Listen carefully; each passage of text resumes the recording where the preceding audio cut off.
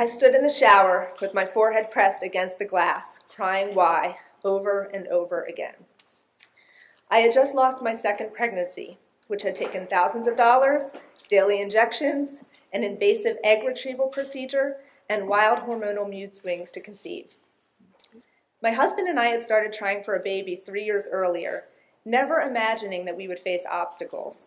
But month after month, nothing happened, and before long, my life was consumed by charts, doctor's appointments, tests, fertility yoga, acupuncture, and eventually in vitro fertilization.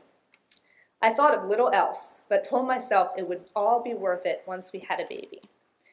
In vitro worked like a charm the first time, and I was beside myself with joy.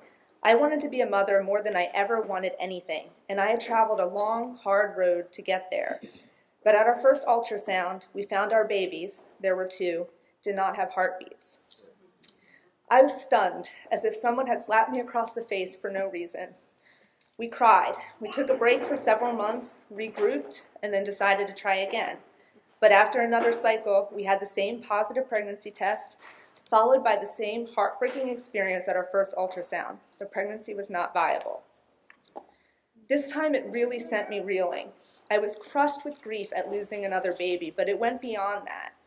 Throughout our infertility ordeal, I plowed ahead, convinced that if I could just get pregnant and have a baby, I would finally feel whole. Now I had to stop and get honest with myself. I wasn't happy. I had let a driving quest to have a baby obscure the fact that I had little in my life except for my husband and my job. I was close with my family, but they lived 800 miles away. I had few local friends, no hobbies, nothing that lit me up inside. And the truth was, my husband and I were like 2 planets, rotating around different suns and spinning further and further apart. Deep down I knew it, but I thought, when we have a baby, he'll settle down. He'll want to be home more. Life will be as it should be, and then I will be happy. But eventually our marriage reached its breaking point. The night I finally admitted it and stopped desperately grasping for a baby to keep us afloat, I went for a long walk and thought about how I ended up here and where I wanted to go. I looked up into the inky sky dotted with stars and asked God to give me strength. I was starting over and would be on my own for the first time. I knew that I would need to give up having a baby for now, and that it might not happen for a long time, or maybe ever. But I inhaled and exhaled. I let go. I decided to have faith and to follow a new mantra, which was say yes. After that night, I started to say yes to new opportunities, to things that scared me, or on some days to just getting out of the house. And little by little, I built a new life. I started running, joined a running group, and trained for races, which I loved. I made new friends.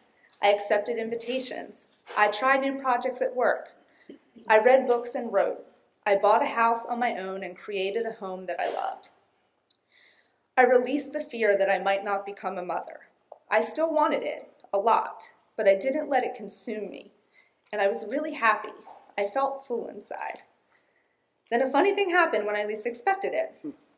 I met a guy, a different kind of guy, who saw things in the world other people might miss, things that were interesting and beautiful. He inspired me, encouraged my dreams, and made me laugh. He was patient and strong and kind. When we got married, we decided we would try for a baby right away, but I cautioned him that it might take a while, or it might not happen at all. So imagine my surprise when I became pregnant just a couple weeks after our wedding. I was thrilled but cautious. At our first ultrasound, I held my breath and gripped my husband's hand as we looked at the screen and saw a tiny but strong heartbeat chugging away, the beautiful beginning of our daughter, Isabel. So I got what I always wanted, but to get there, I had to accept that I might not. I had to plant my own dreams and sow my own joy, come what may. And isn't that just like motherhood? Letting go of preconceived notions of perfection, accepting what is, diving in and embracing life in all its messiness and magnificence. Isabel will be 1 year old on Monday. She is passionate and focused, inquisitive and headstrong. She is often far too busy to take naps. She cranes her head in every direction when entering a room, determined not to miss anything.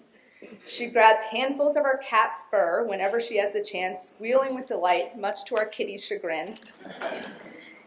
Each day I see our daughter taking in the world. I see her learning, loving, living, and I feel joy fill my heart. If I can teach her one thing as she continues on this journey of her wonderful life, it would be this: don't wait. Don't wait for something or someone to make you happy, to fill your life. You are beautiful, amazing, a miracle. This life is yours. Take it. Bite into it. Let the juice dribble down your chin in all its sweetness. Embrace your passions, as crazy as they may be. Don't be afraid. Have faith. Understand that things come in their own time, the right time, just like you did, and know you are loved beyond all comprehension.